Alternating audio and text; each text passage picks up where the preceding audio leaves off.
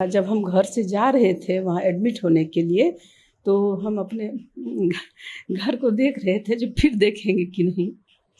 और भी बीमारी में लोग मरते हैं, एक बात सही है, अच्छे भी होते हैं, लेकिन कोरोना में ऐसा ख्याल आता था जो अब तो हम बचेंगे नहीं। अब चूँकि फर्स्ट वेव देखे थे हम लोग, तो सेकेंड वेव में भी लग रहा था कि वैसा ही कुछ होगा, लेकिन सिम्टम्स सब वही आने लगा।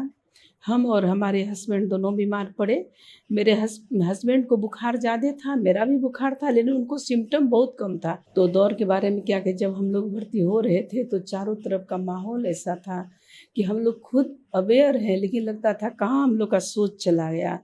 सोच भी नहीं पाए थे कभी। बहुत दूर दूर का सोचते हैं लोग, बोलते आप लोग अच्छा है सोच रखती हैं, लेकिन ये कोरोना ऐसा था, सबका पंडिताई जो था ना, जो हम बहुत विद्वान हैं, बहुत जानते हैं, सब खत्म हो गया। ऐसा ये दौर था। हमारे यहाँ देखिए कुछ हो ना तो पहले से मैनेजमेंट थोड़ी सी कमी तो है हमारे यहाँ। ये हम इस सरकार और उस सरकार की बात नहीं करेंगे। थोड़ा ऐसा है कि हम लोग इस चीज़ को, और हेल्थ कभी हमारे यहाँ प्रायोरिटी में रहता ही नहीं है। जो चीज़ हम लोग यहाँ नहीं सोचते थे, बाहर के कंट्री सब में सोचते ही हैं। अभी हम आपको देखिए हनुमान हेल्थ के बारे में बताते हैं, तो उससे इतना हम लोग को, हमको क्या, बहुत लोगों को इतना फ़ायदा हुआ उससे। उनका ये बड़ा अच्छा लगा कि हमारे यहाँ बिहार में अब इस तरह का स्टार्टअप आ रहा है जो हेल्थ सेक्टर में काम कर रहा है, और तो ये हनुमान का बहुत बड़ा क्रेडिट हम बोलेंगे। और इतना अच्छा नर्सिंग स्टाफ, नर्सिंग ये चाहे जो भी जांच का हो, कुछ भी हो, एकदम इतना सुविधा देना। लेकिन ये हेल्थ फैसिलिटी हम लोग नहीं लगता था कि घर में बैठ के इस तरह से हम लोग को कभी मिल सकता है जो हनुमान से मिला। बहुत कम कम उम्र के लोग चले गए।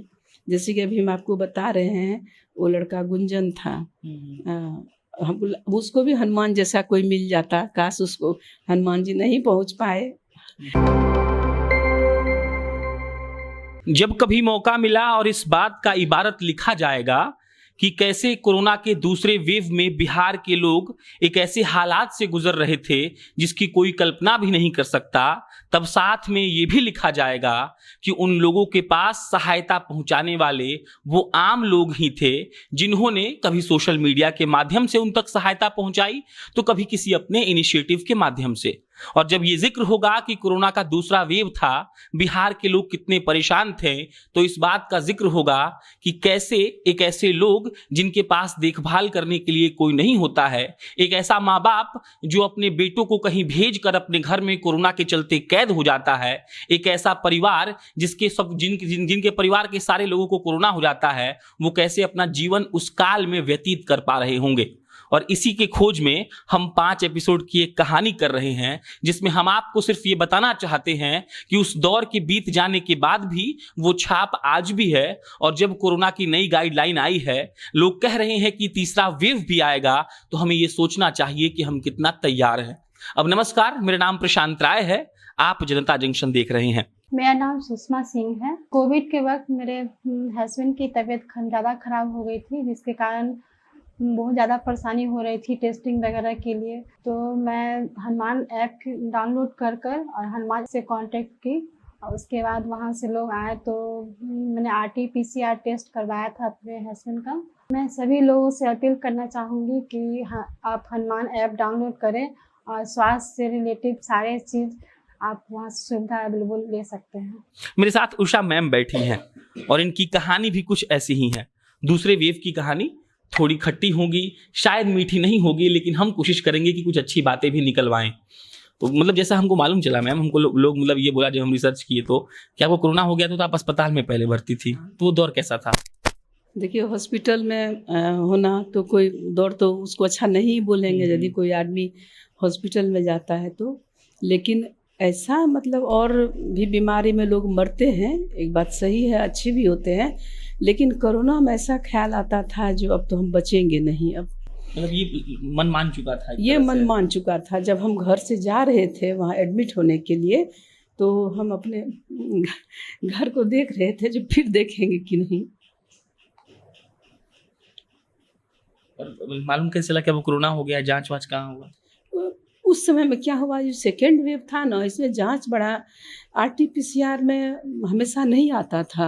जब जांच कराए तो हम लोग का सबका निगेटिव आया। उस समय मेरा सिम्टम भी ऐसा नहीं था, लेकिन बाद में देखे कि सारा सिम्टम जो पेपर में पढ़ते थे, जो जानकारी, चूँकि फर्स्ट वेव देखे थे हम लोग, तो सेकेंड वेव में भी लग रहा था कि वैसा ही कुछ होगा, लेकिन सिम्टम सब वही आने लगा।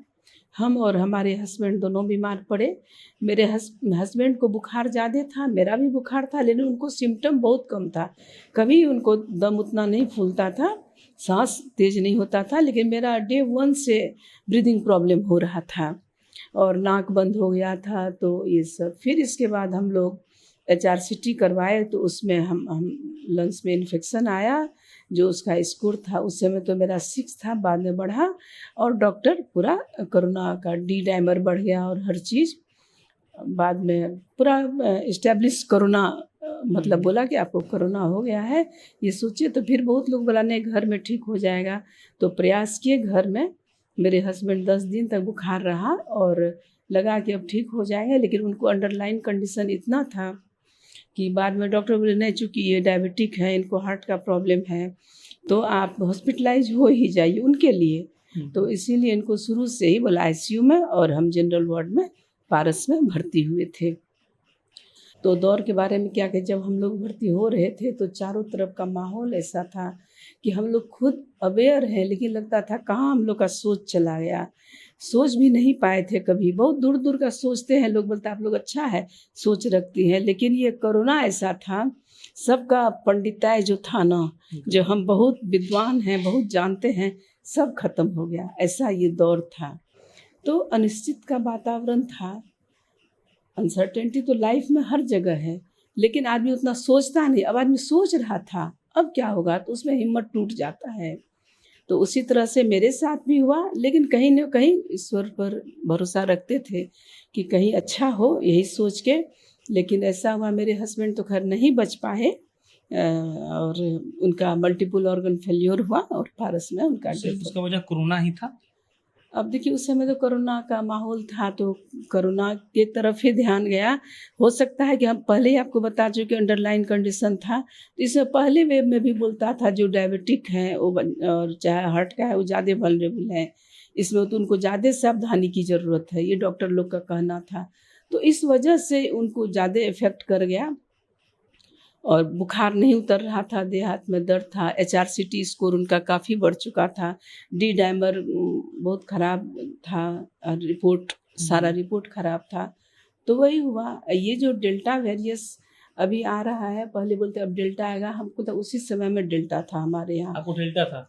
अब डेल्टा तो हम लोग अनुमान के तौर पर ही कहते हैं, कहा है कि ये जब पेपर है पढ़े, चाहे जो भी एक्सपर्ट सबका सुनते थे, जो ये वेरिएंट जो है RT-PCR में नहीं आता है। हमारे जान पहचान के बहुत क्लोज लोग जो है वो डेथ कर चुके थे, तो वही लोग हमको फिर बताए RT-PCR में नहीं आया, HRCT करवाइए उसी में आएगा। तो चूंकि अब डॉक्टर उसी को मान गया था कि कोरोना के चलते ही आपका ये, उसको वायरल निमोनिया बोलते हैं जो होता है। कोविड के दूसरी लहर में RT-PCR टेस्ट जो है सो लिए हो, लेने के बाद जो है सो 2 दिन के बाद रिजल्ट जो है सो इमीडिएट वो हमको एग्जामिन कराए। रिजल्ट में हम पॉजिटिव पाए गए। पॉजिटिव रिजल्ट होने के बाद जो है तो सबसे बड़ी समस्या ये हुई कि अब हम इसका ट्रीटमेंट कहाँ से कराएं। ये सबसे परेशानी वाली बात नहीं हुई। उसके बाद हनुमान जी से हम इस पर कंसल्ट किए, बातचीत होने के बाद जो है तो उन्होंने हर एक तरह से सपोर्ट करना शुरू किया। हनुमान ऐप को डाउनलोड करें और इसका बेनिफिट आप उठाएं। ये कोरोना से ही होता है। तो HR तो अब प्राय पहले बार में आप देखते होंगे, चाहे आप लोग भी, जो भी जांच होता था तो जिसको निगेटिव होता था पॉजिटिव आता था। इस बार बहुत लोग सीरियस हो गए, लेकिन लास्ट HRCT में RT-PCR में निगेटिव दिखाता रहा। अभी बहुत बोले तो कहीं भी जो आदमी कोरोना हुआ, हॉस्पिटलाइज हुए, सीरियस हुए थे, फिर एकदम ठीक हो गए डॉक्टर सब। 1 महीना बाद फिर उनको हार्ट अटैक हुआ, कुछ हुआ, तो उसमें डेथ हो गया। इसके बाद मेरा इतना हालत खराब, दिल्ली अभी हाल में गए थे चेकअप के लिए, वहाँ बहुत नामी कार्डियोलॉजिस्ट है, DM है वो CK बिरला हॉस्पिटल में। उनके एक बहुत कुलीग हार्ट के ही वो बोकारो के थे, बहुत अच्छे रिनॉन्ड ही थे वहाँ पे वो। उनको भी कोरोना हुआ था, ऑल ऑफ सडन उनको 1 महीना बाद हार्ट अटैक हुआ और डेथ कर गया उनका। ये पोस्ट कोरोना भी ऐसा रहा। तो इसलिए बड़ा मुश्किल है कहना, लेकिन ये वायरस के चलते ही इतना हुआ, जो भी हुआ ये दो सवाल वायरस है मैम मेरे पास। एक ये कि हम समाज के तौर पे कितने विकसित हो पाए और कितने संभाल पाए, और दूसरा ये कि मतलब लोग बहुत आसानी से कह देते हैं कि सरकार क्या कर सकती है, तो आपका बहुत अनुभव है, तो क्या हमारा समाज इसको संभाल पाया और क्या सरकार ने वो किया जो उसको करना चाहिए था? बहुत ईमानदारी से बताइएगा। नहीं, ईमानदारी से ही बताते हैं। आदमी की उम्मीद तो बहुत रहती है, सरकार से हो, समाज से हो, व्यक्ति से हो, बहुत उम्मीद रहती है। उसी तरह से हम लोग ज़्यादा सरकार पर भरोसा में भी रहते हैं। सरकार अपने तरफ से की, ऐसी बात नहीं है नहीं की, लेकिन चूँकि इतना ज़्यादा महामारी था वो लगता था कि पर्याप्त नहीं है। हमारे यहाँ देखिए कुछ हो ना तो पहले से मैनेजमेंट थोड़ी सी कमी तो है हमारे यहाँ। ये हम इस सरकार और उस सरकार की बात नहीं करेंगे। थोड़ा ऐसा है कि हम लोग इस चीज़ को, और हेल्थ कभी हमारे यहाँ प्रायोरिटी में रहता ही नहीं है। हम और सब जब ऐसे देखिए कहीं उतना हमारा कोई अनुभव नहीं है, लेकिन देखते हैं कहीं भी हेल्थ को बड़ा लोग प्रायोरिटी में रखता है। हमारे यहाँ उतना नहीं है, हम लोग में भी है ये कमी। तब जब तक हम लोग भी अपनी कमी को जब तक दूर नहीं करेंगे तब तक सरकार के बल पर हम लोग कुछ कितना मतलब सोचें। लेकिन अभी लग रहा था कि कहीं ना कहीं अब एक चीज़ तो अभी भी मलाल है कि यदि यही लॉकडाउन और बंद हो जाता तो बहुत लोग बच जाते। हमारे यहाँ मेरा भी अपना काम है, देखते हैं बहुत सारे बच्चे लोग हमसे जुड़े हुए हैं, काम करते हैं। एक से कम उम्र का बच्चा सब कभी ऑक्सीजन के लिए एम्बुलेंस में रह के मर गया है। हम लोग हॉस्पिटलाइज नहीं हुए थे उसके बाद।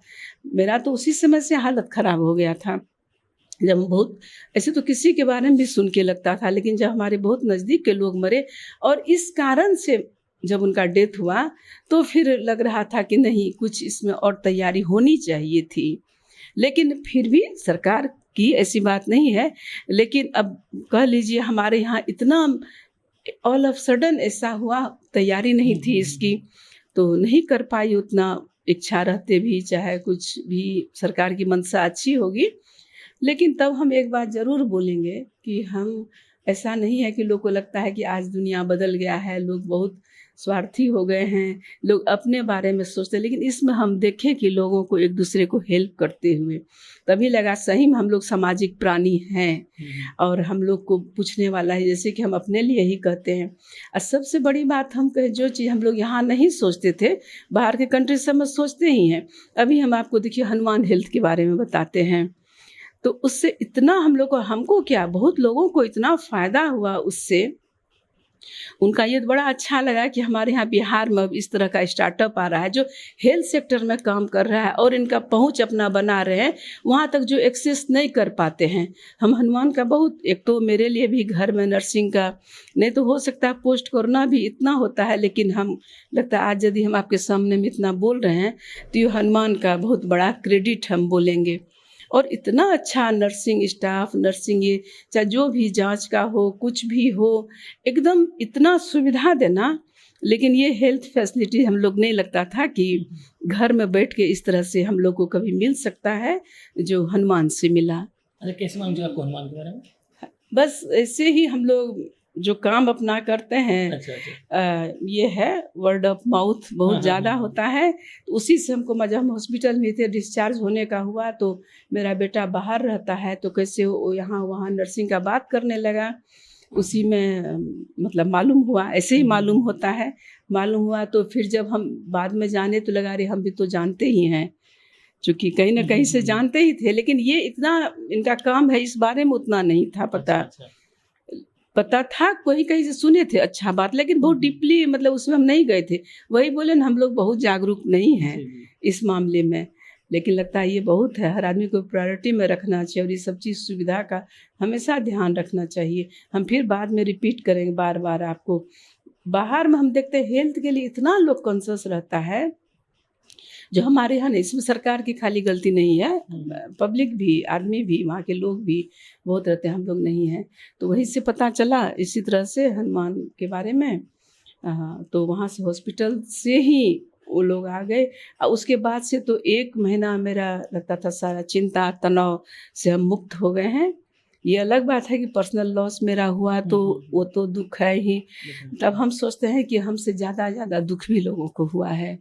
बहुत कम उम्र के लोग चले गए, जैसे कि अभी हम आपको बता रहे हैं, वो लड़का गुंजन था, हमको उसको भी हनुमान जैसा कोई मिल जाता, काश उसको हनुमान जी नहीं पहुंच पाए, मेरे पास हनुमान जी आ गए। हाँ, तो वो लड़का मतलब ऐसा हुआ कि जब उसको ब्रीदिंग प्रॉब्लम बहुत बढ़ गया, सांस लेने में बहुत दिक्कत हो गई, बहुत लोग प्रयास किया, एम्बुलेंस नहीं मिल रहा था।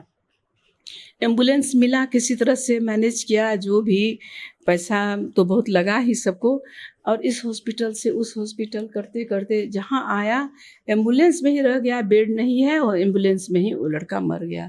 हमसे बहुत क्लोज था, तो ये सब जानता है कि उसका सुन के हमको कितना मतलब सेटबैक लगा था। तो हम सच में यदि उस दिन हम हनुमान का जानते, 2 दिन पहले हम, हालांकि हम गुंजन का भी इतना सीरियस से नहीं जान पाए थे, लेकिन यदि हमको 2-3 दिन पहले और हनुमान के बारे में भी जानते तो हो सकता है कि वो ठीक हो जाता।